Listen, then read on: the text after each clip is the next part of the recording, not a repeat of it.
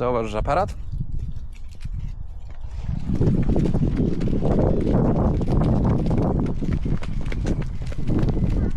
Okej, stop. Wystarczy.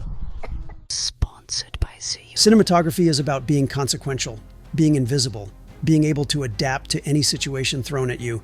But cinematography is also about choosing the right tool for the job. Does your scene require running handheld? Does it require a tripod? Or maybe it needs to be smooth and soft? If it's the latter, then Zhiyun have got your back with their new Cinepeer gimbal. It's gray, it's simple, and it has 0 bells and whistles. But what it does have is the ability to smoothen out the worst jitters. And that's the most important feature of a gimbal, to smoothen out the jitters, the micro jitters. So when you're running around with a gimbal, it's perfectly smooth. Not every single gimbal can do that.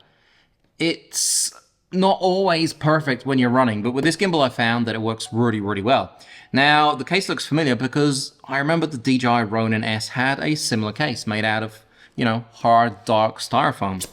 And it is the simplest case. It doesn't have a hinge. You take it off.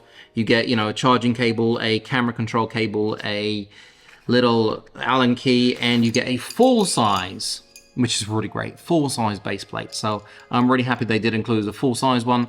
You can put 2 screws in it so your camera doesn't, move left or right. And apart from that, we have the gimbal and the actual tripod. At the bottom, you do have 3 quarter 20s. You can actually use the Sling 2.5 with this, which means that you can take some of that, that tension off your wrist. The tripod is really nice.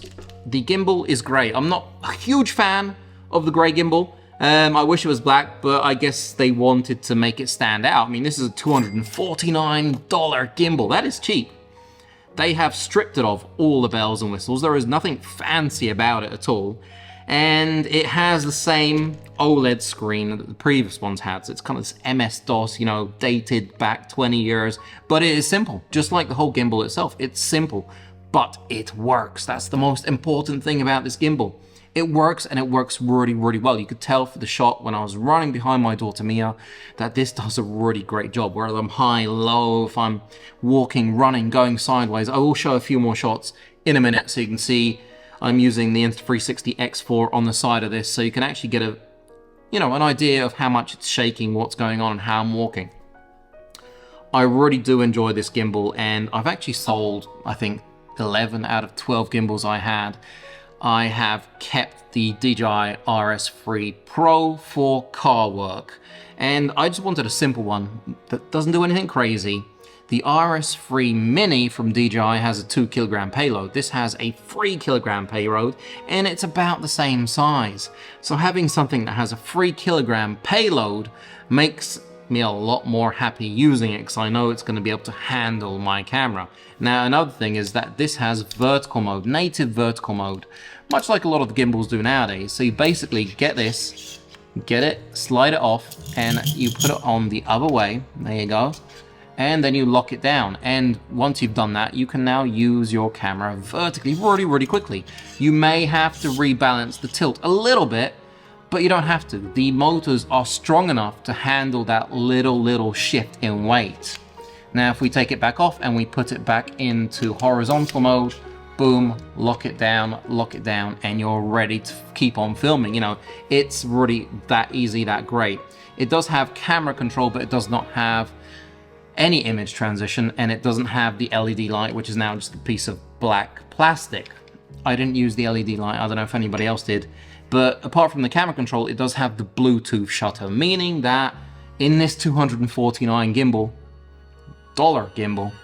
you can use wireless Bluetooth. So I use it with the Sony ZV-1, the Sony a7S III, and I don't have to keep on pressing the actual camera. I just basically tap record and it starts recording and stops recording. That's so much easier than having to constantly press your camera. Every single axis has an axis lock. You do have programmable buttons here, and the wheel's programmable, and you have charging, which charges in about 2.5 hours, and it has a runtime of about 15 hours, so it runs a really nice long time. I've been using it for about maybe over a month now, And I'm really happy with it. I really do like the direction that Xeon has gone. I used to work a lot with Steadicams. There was no electronics. It was basically as simple as you can get. So having this gimbal back to, you know, basics, back to the drawing board, being simple with no bells and whistles is really fantastic. I have obviously the bigger gimbal, which I can use with image transition and tracking. But to be honest, setting up tracking, it takes a lot of time, and a lot of the time it doesn't work like you want it to. So I do prefer being able to use it manually and just get the shots manually. It seems a little bit faster, and you know, it does have all the modes you need. So follow, pan follow, vortex or vertex or whatever they call it, the one that spins.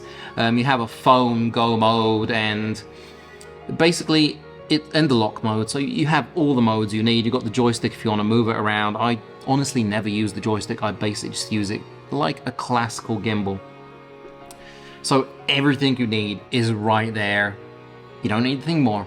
You really don't, unless you're doing some really advanced, complicated work where the, you know, LiDAR or tracking might come in handy. But for $249, this is definitely your best bet.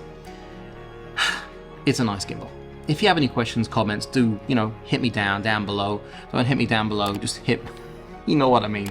Like, subscribe, comment, all that jazz. And right now I'm going to show you a few more shots of me using the gimbal with Mia, just walking around the countryside doing, you know, gimbal stuff, and you could see what it looks like being used in slow motion and in normal 25 frames per second.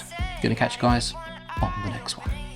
The brand new gimbal from Xeon is impressive. It's basically been stripped of anything you don't really need, and what's left is a simple tool that just works. At the end of the day, the most important feature of a gimbal is to keep things steady and to reduce minor vibrations that could ruin your smooth shot, whilst still having a lot of features and the ability to fine-tune your motors and movements. There's something about this gimbal that feels right.